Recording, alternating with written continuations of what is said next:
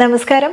പ്രായാധിക്യം കൊണ്ടും വൈറ്റമിൻ ഡിയുടെയും അതുപോലെ മഗ്നീഷ്യത്തിൻ്റെയും ഒക്കെ തന്നെ കുറവ് കാരണമൊക്കെ നമ്മുടെ ശരീരത്തിൽ കാൽസ്യം ശരിയായിട്ട് ആഗിരണം ചെയ്യപ്പെടാതിരിക്കാം. അതിൻ്റെ ഭാഗമായിട്ട് എല്ലുകൾക്ക് ബലക്ഷയം സംഭവിക്കുകയും ഓസ്റ്റിയോപോറോസിസ് അല്ലെങ്കിൽ തേയ്മാനം സംഭവിക്കുകയും ചെയ്യും. നമ്മുടെ രണ്ട് എല്ലുകൾക്കിടയിലുള്ള സൈനോവിയൽ ഫ്ലൂയിഡ് കുറഞ്ഞു വരികയും അത് തമ്മിൽ കൂട്ടി ഉരസി നമുക്ക് നല്ല വേദന, മുട്ടുവേദന വരാം. അതിൻ്റെ ഭാഗമായിട്ട് തന്നെ ശരീരത്തിൽ ആകമാനം വേദന, ഇൻഫ്ലമേഷൻ പ്രശ്നങ്ങളൊക്കെ തന്നെ വരാം.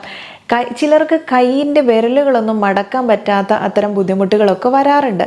എന്നാൽ ഇതിനൊക്കെയായിട്ട് നമുക്കൊരു ആയുർവേദ കൂട്ട് വളരെ ഗുണകരമായിട്ടുള്ള ഒരു മരുന്ന് കൂട്ടുണ്ട്. ഈ വിരലുകൾ മടക്കാനുള്ള ബുദ്ധിമുട്ട് കാരണം ഈ അവസ്ഥയിൽ നമുക്ക് പുറമെ പുരട്ടാനും ഉള്ളിലേക്ക് എടുക്കാനും പറ്റുന്നതും അതുപോലെ ഇതിൻ്റെ ചലനശേഷി പുനഃസ്ഥാപിക്കാൻ സാധിക്കുന്നതുമായിട്ടുള്ള ഒന്നാണ് ഗന്ധതൈലം എന്നുള്ളത്. ഒടിഞ്ഞ എല്ലിൻ്റെ ചികിത്സയിലും അസ്ഥികളുടെ ബലവും ശക്തിയും മെച്ചപ്പെടുത്താനും സന്ധിവാതം, തേയ്മാനം, തോളെല്ലിൻ്റെ സ്ഥാനചലനം, ലിഗമെന്റിലെ പരിക്കുകൾ മാറ്റാനൊക്കെ തന്നെ വളരെ നല്ലതാണ്.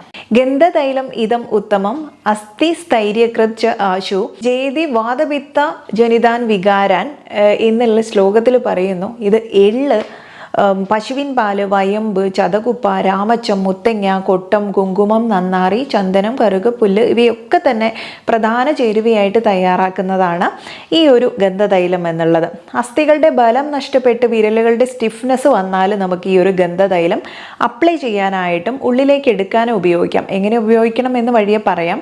അതുപോലെ ഇനി ചില കേസിൽ, അതായത് പനി, റുമറ്റോയിഡ് ആർത്രൈറ്റിസ് ഒക്കെ കാരണമാണ് സ്റ്റിഫ്നെസ് എന്നുണ്ടെങ്കിൽ ഗുഗ്ഗുലു, ശല്ലഗി മുതലായ ഔഷധ സസ്യങ്ങളാണ് നമ്മൾ ഉപയോഗിക്കേണ്ടത്. ഒരു 5 മുതൽ 10 തുള്ളി വരെയാണ് ഇത് ഉപയോഗിക്കേണ്ടത്. ചൂടുള്ള പാലിലോ അല്ലെങ്കിൽ ചൂടുള്ള വെള്ളത്തിലോ ഉപയോഗിക്കാം. നമുക്ക് വളരെ സുപരിചിതമായിട്ടുള്ളതും നമുക്ക് ഗൃഹവൈദ്യത്തിലൊക്കെ മുൻപന്തിയിൽ നിൽക്കുന്ന വളരെ പ്രധാനിയായിട്ടുള്ള ഒരു എണ്ണയാണ് പിണ്ടതൈലം എന്നുള്ളത്. ഈ പിണ്ടതൈലത്തിനും തന്നെ നമ്മുടെ നാഡീഞരമ്പുകളെ ശക്തിപ്പെടുത്താൻ പറ്റുന്ന രീതിയിൽ ഏറ്റവും കുറഞ്ഞ ഇൻഗ്രീഡിയൻസ് ഉപയോഗിച്ചിട്ട് തയ്യാറാക്കുന്ന ആയുർവേദത്തിലെ ഒരു തരം എണ്ണയാണ് പിണ്ടതൈലം എന്നുള്ളത്. സ മധുചിഷ്ട മഞ്ജിഷ്ട സർജരസ സാരിവ പിണ്ടതൈല തഥാഭ്യങ്കാത് വാതരക്ത സൃജാബഹ.